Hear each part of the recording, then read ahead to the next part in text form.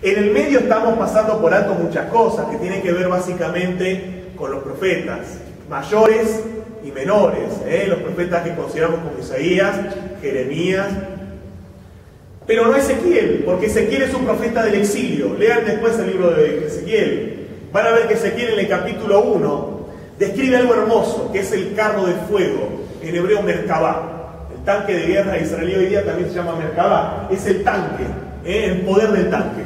En el capítulo 1 de Ezequiel, el profeta, en un río, ahí junto a un río de Babilonia, ve un carro de fuego en el cielo que va, que viene, con uno en un trono y ángeles y arcángeles que él reconoce y que describe apocalípticamente.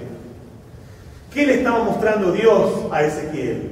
Que el Dios judío no estaba solo en Palestina, sino que también los acompañaba en el exilio.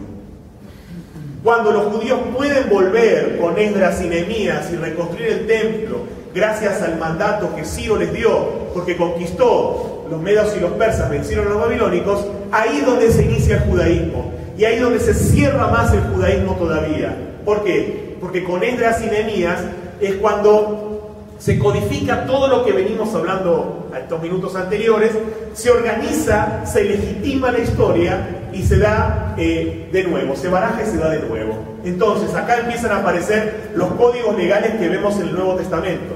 Acá empieza a aparecer la cuestión racial con los otros pueblos de Palestina. Acá empiezan a aparecer las divisiones internas del pueblo judío. Los fariseos, los saduceos, después los esenios, después los celotes peleando contra Roma cuando Roma invada. Acá es donde viene el semillero de la ideología judía, que va a desembocar posterior a la época de Jesús en el Talmud, que es la compilación máxima de más de 2000 sabios judíos en varios tomos que van regulando la vida del judaísmo en la diáspora. Cuando hablamos de la diáspora, hablamos que después del año 70 después de Cristo, cuando el general Tito quemó Jerusalén y se llevó ahí cautivos a miles de judíos, a partir de ahí empezó la diáspora, el galut, todo para todos lados, Europa, el Asia, el África, y algunos dicen América también, sobre todo los mormones. Bueno, que después lo vamos a ver. Bueno, ¿y qué pasa cuando pasó el hecho Cristo, que Flavio Josefo no lo dejó ahí olvidado, sino que lo tuvo en cuenta Jesús en sus libros de antigüedad de los judíos?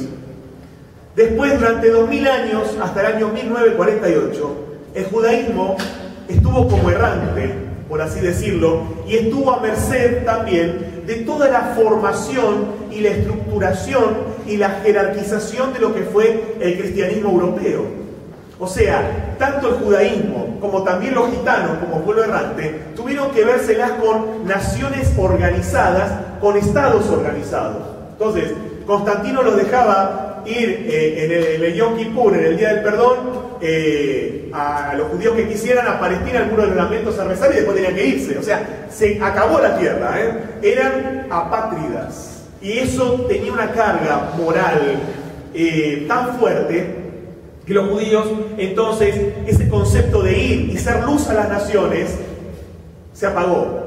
Porque ahora se cerraron bajo el concepto del Talmud, se cerraron bajo el concepto del pueblo elegido, se cerraron bajo esa concepción mesiánica de que ellos serían devueltos a la tierra prometida, y entonces todo lo demás era malo. Y hay que casar a la nena con un nene judío, y hay que casar al nene judío con la nena judía. Y el que es judío si su madre es judía. Porque antes la herencia venía por el padre, pero ¿por qué viene por la madre? Porque se sabe quién es la madre. Antes, con los casos de violación, con los casos de guerra, con los casos de secuestros, muchas veces los padres no eran judíos. Había muchos nacidos productos de uniones ilícitas. Pero si la madre era judía, podría educarlo en la idea y la ideología del pueblo, y se sabía que ese chico iba a poder responder a la ideología del judaísmo. Entonces ahí viene la cuestión de la tradición y de la herencia por madre. Por eso es tan importante también la figura de María, ¿no? Como madre de Jesús, como la que le enseña a leer. Y ver a Jesús también como un judío practicante. ¿Vieron en ese momento cuando estaban todos apretándolo? Y Jesús dice, ¿quién me tocó? ¿No? ¿Cómo quién te tocó? Pero el original griego dice, ¿quién tocó mis flecos? Los flecos que cuelgan, los tzitzit, que cuelgan, que Moisés mandó usar como recuerdo de la ley. Jesús, en la categoría de Joseph Klausner, que fue el primer judío que se ocupó de escribir sobre Jesús allá por 1910, decía que Jesús era un fariseo de corte liberal, ¿no? Porque Jesús dijo: no penséis que he venido a abolir la ley o los profetas, no he venido a abolir sino a cumplir. Y utiliza una palabra griega muy linda que es pleroo, que quiere decir: le he venido a dar el verdadero significado de la ley, que por ahí, por guerras, por costumbres, por usos, por ideologías, se fue perdiendo. Entonces, fíjense que nosotros, para ir cerrando y dar paso al break y luego al padre Raúl, podemos definir, y esto después va a estar en el material, la historia hebrea en varias partes. La primera parte tenemos básicamente la parte liderada por Abraham y los patriarcas. Una segunda parte liderada por Moisés y la codificación legal. Una tercera parte en la formación del Estado de Israel y los profetas. Una cuarta parte con la caída, formación del judaísmo y la caída del judaísmo o de Palestina bajo los romanos y la diáspora. Una quinta parte con esa diáspora que extendió el judaísmo a todo el mundo, de lo cual se puede hablar muchísimo. Y una sexta etapa que es la ilustración en el siglo XVIII y cómo desencadena eso en el siglo XX con la formación del sionismo, con Teodoro Herzl, que fue aquel que pensó en términos laicos dar al judaísmo una identidad a partir de la tierra, ¿no? Entonces, esto de alguna manera hizo revivir en muchos esta idea de que vete de tu tierra, ¿no? Ahora el judío tiene que irse de la diáspora hacia lo que considera tierra prometida, cuando durante 2000 años no pudo acceder a ella, pero echó raíces en los lugares donde estaba, ¿no? Y se identificó con los países donde estaba. Así que bueno, como resumen de esto, yo quiero citar acá en el catecismo lo siguiente para terminar. Catecismo que está un poquito añejadito, no me desarmo. Bien, dice así: Israel, en el punto 63, Israel es el pueblo sacerdotal de Dios, el que lleva el nombre del Señor.